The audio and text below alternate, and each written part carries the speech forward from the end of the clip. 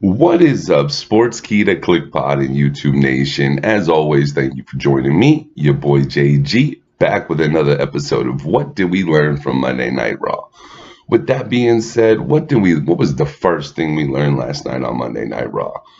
First thing we learned is that Seth Rollins is actually qualified for the World Cup tournament at Crown Jewels. So last night, we had a World Cup qualifying match between Drew McIntyre and Seth Rollins.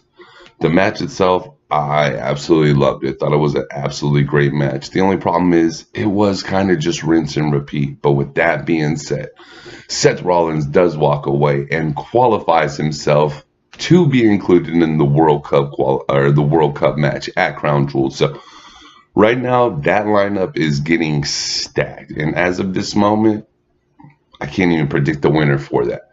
But with that being said, man, the next thing we learned on last night's Monday Night Raw is Ember Moon and Nia were victorious.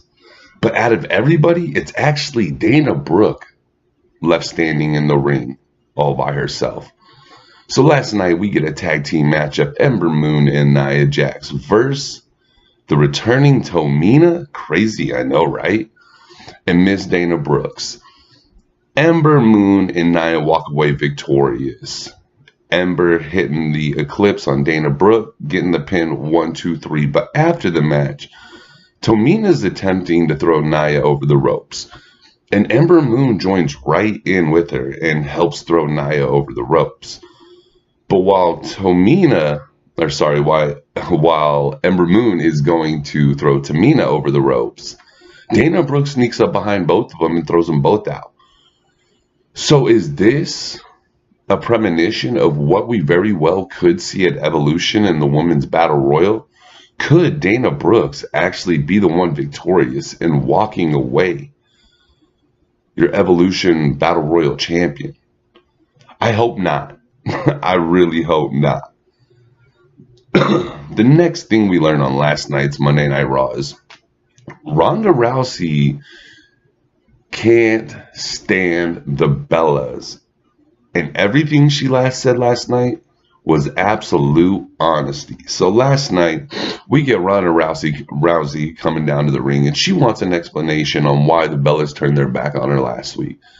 Bellas come out, give their crappy explanation, talk about how they made the Divas division. They made the word diva mean something, which we all know. It's probably the worst term you can use when it comes to wrestling. But at this point, Ronda Rousey stops playing the games, and she just starts laying truth bombs on Nikki and Brie Bella, telling them the only reason they got here is because of their guys. All they want is the spotlight, the camera. Not only is it the reason they're here is because they're guys, man. They took their moveset, watered it down, and just made it horrible. Man, if you guys missed this segment last night, you need to go back and watch this. This was by far my best segment of the night.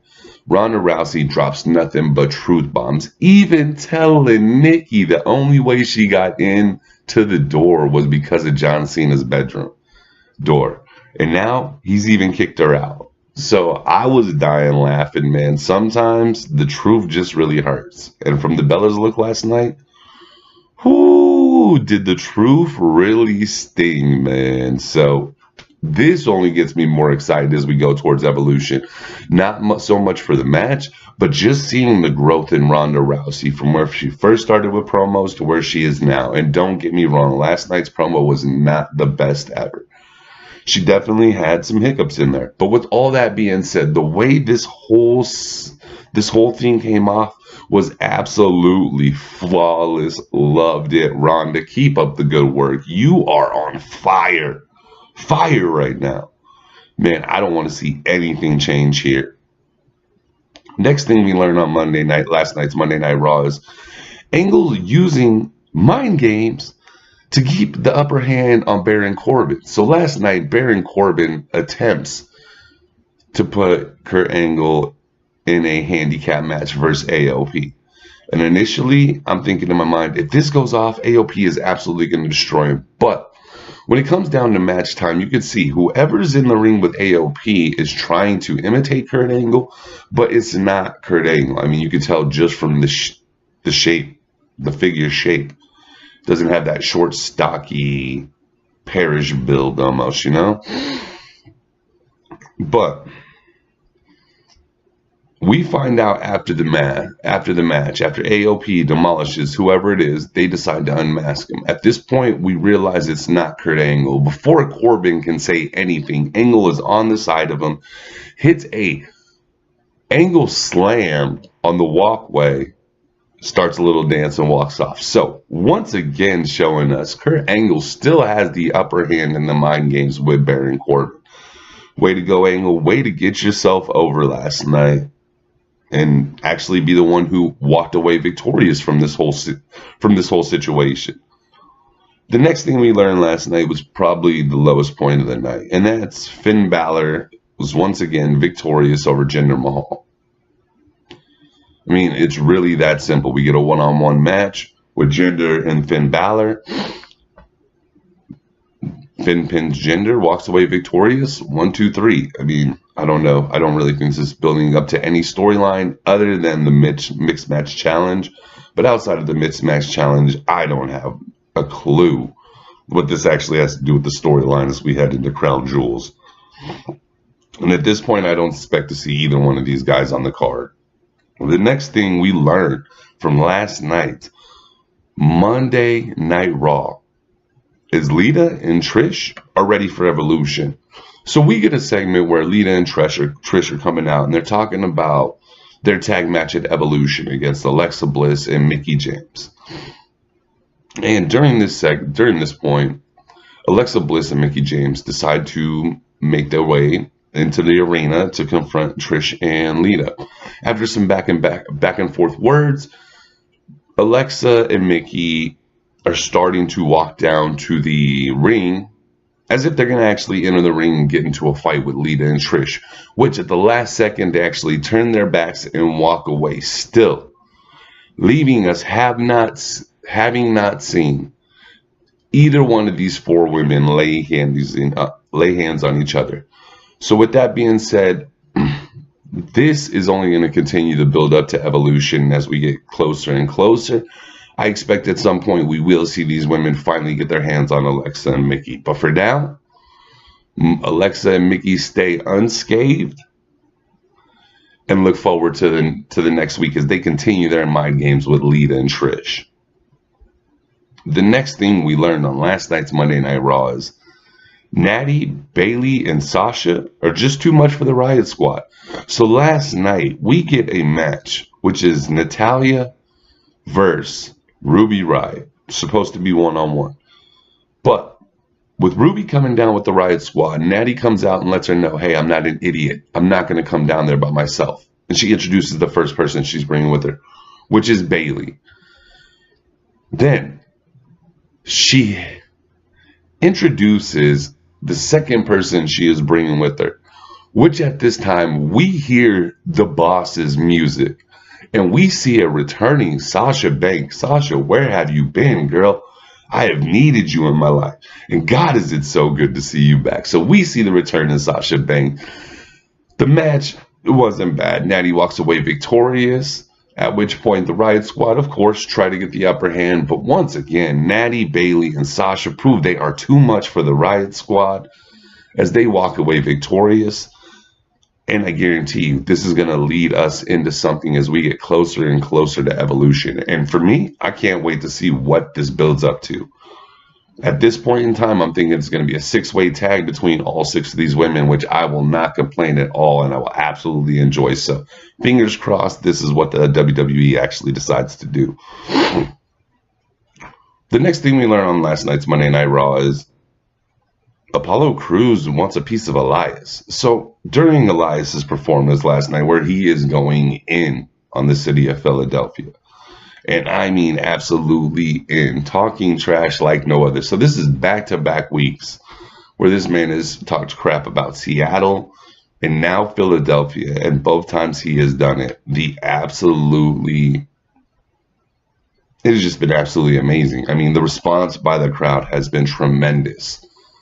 man, I haven't heard heel responses to this level in a long time, and God, is it something so good to see. But with that being said, Apollo Crews comes out, interrupts Elias's performance, and then proceeds to gorilla press slam Elias, showing off his amazing strength. And that was pretty much the end of the segment. So we have to continue and see where this leads as we move forward, but could we be in store for an Apollo Crews versus Elias one-on-one match? I would have never guessed it. And the last thing we learned on Monday Night Raw is, even though the Shield has their problems, they still come through victorious. But in the face of defeat, Braun Strowman, Dolph Ziggler, and Drew McIntyre, as of this moment, are not going to be anything else going forward. So last night we get a rematch of last week's match, The Shield versus Braun, Dolph, and Drew. Throughout the show, we had some rocky spots with Dean Ambrose and his fellow Shield brethren, Seth Rollins and Roman Reigns. And in the match, we actually have a moment where Seth and Dean get face to face. Dean actually attempts to go for the dirty deeds on Seth Rollins. But this is actually blocked, and this actually leads to the end of the match. And then the worst thing that could have happened for Braun, Dolph, and Drew happens. Braun Strowman receives a Claymore, leaving... This is an accidental Claymore at this point. Leaving Drew McIntyre alone in the ring with Roman Reigns, hits him with the spear, picks up the 1, 2, 3. After the match, Braun has had enough. Braun warned Dolph and Drew earlier in the show. If anything happened in this match where there was a mess up and they're not victorious, somebody would face the repercussions from all this. And the one to face those repercussions was actually a man that goes by the name of Dolph Ziggler, who receives a power slam for Braun Strowman, but it doesn't get in there before Braun can really truly get into his celebration mode.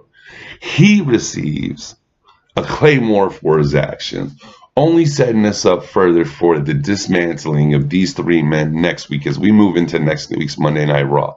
But as of last night, the Shield was still left standing tall. So with all that being said, that's what we learned from last night's Monday Night Raw. As always, guys, thank you for hanging out with me and hanging with us.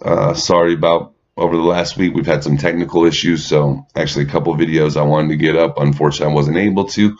But hopefully from here moving forward, everything is A-OK for us, and God just could feel good to be back.